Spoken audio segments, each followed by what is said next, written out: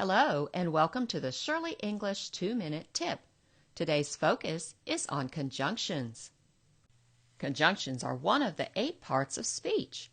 Today we will focus on coordinate conjunctions. The coordinate conjunctions are and or but, nor yet for, and so. Each is used in a different way. Today's focus will be on the 3 most common coordinate conjunctions and or but.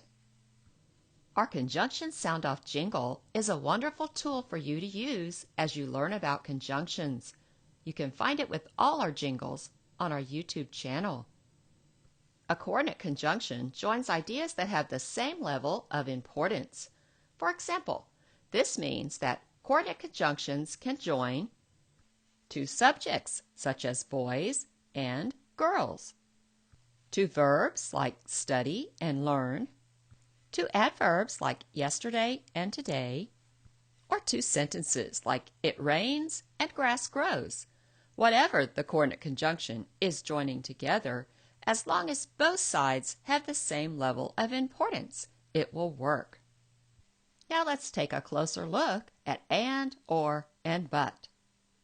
The coordinate conjunction and connects words, such as I'd like a ham and cheese sandwich.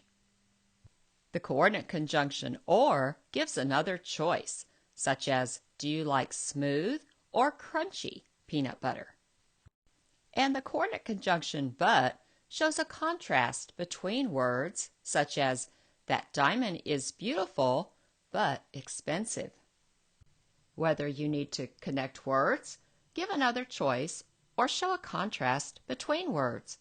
Using coordinate conjunctions in your writing will help you to improve your sentence fluency and organization.